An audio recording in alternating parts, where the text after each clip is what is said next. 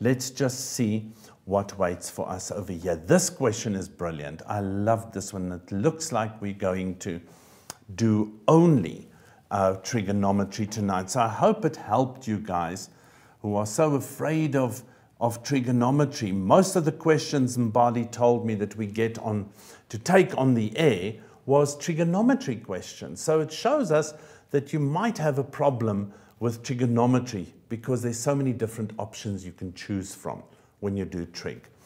Okay, let's look at the first one. The first one is a normal identity that we might have to distribute. It says prove, let me use green here, prove that this equals that. Now, this is so close to sine of 2a or sine of 2b, I nearly did not spot that those are two different angles. It's not going to become the sine of 2a or the sine of 2b. Okay, let's have a look. Let's start with our left-hand side again because it has a lot of information for us to focus on. Okay, the left-hand side says the sine of a plus b minus the sine of a minus b. Now we know our rule. Our trigonometric compound angle for sine is sine, cos, cos, sine. And the sine, SIGN, meaning positive or negative, stays the same. So if I expand this one, it changes into the sine of a multiplied by the cosine of b plus the cosine of a multiplied by the sine of b. Now the second one, please folks, don't be caught out. Put a bracket there. That negative in front of the sine of a minus b is not going to go into the angle and make it a plus b. Okay, so please don't think silly little things like that.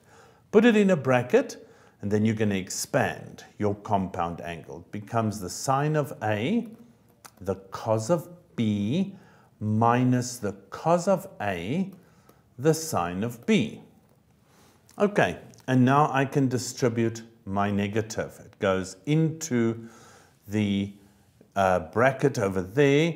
Now I'm going to do that in orange so we don't waste time. So I'm going to change this into a plus. That becomes a minus, that becomes a plus. The brackets are no longer there. So what do I have? I have the sine of a, the cos of b, minus the sine of a, the cos of b takes care of those two terms. Here I have cos a sine b, cos a sine b, and that is the beautiful twice cos a sine b that we had in the beginning. Okay, now folks, if you look at the question starts with this rule, okay?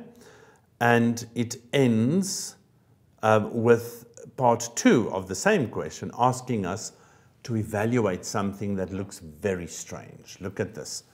They're asking us, without the use of a calculator, show that the sine of 77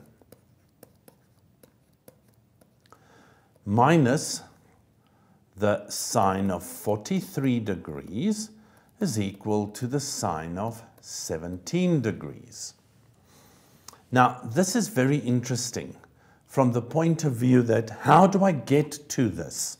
How do I get to an answer 17 from this over here? If I just look back up at what happened,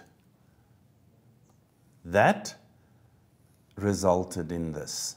This is my suspicion, and that is going to help us with this. Look at the negative. The negative is in place. So let's see, is that the sneaky question that the examiner slipped in here to try and catch us? Let's have a look. Let's say, what must A and B be so that the sum is 77, and the difference, A minus B, has to be 43. Now, I wrote them on top of each other because I'm going to try and solve for A and for B and see, does it give me what I'm looking for? Now, if I subtract these, I get 2, or if I add them rather, I get 2A, which is equal to 120. That's 11 plus that last one, so A is indeed 60. Now, if A is 60, folks, then what is B? B has to be 17. Why? Because 60 minus the 17 gives me the 43 that I'm looking for over there. So I need to show that this whole thing is nothing other than the sine of 17. And I'm asked to show it without a calculator. I hope that this is very clear to you. Let's quickly go over it again. I suspected that this will help us with 77 and that will help us with 43. Big chance. We said, okay, let's try and solve them. And look at this. The one angle A is 60. The angle B is something that we know nothing about.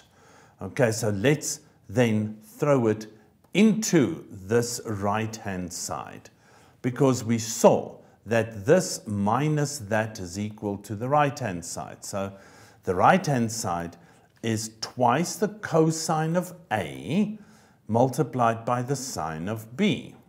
Okay, now if we look carefully, the cosine of A is the cosine of 60, and B is 17, so that's the sine of 17. Look at how sneaky this is. The cosine of 60 is a half. The sine of 17 remains the sine of 17. There's nothing I'm going to do with it. It's a beautiful question, absolutely beautiful. 2 times a half is 1, and that gives me the sine of 17.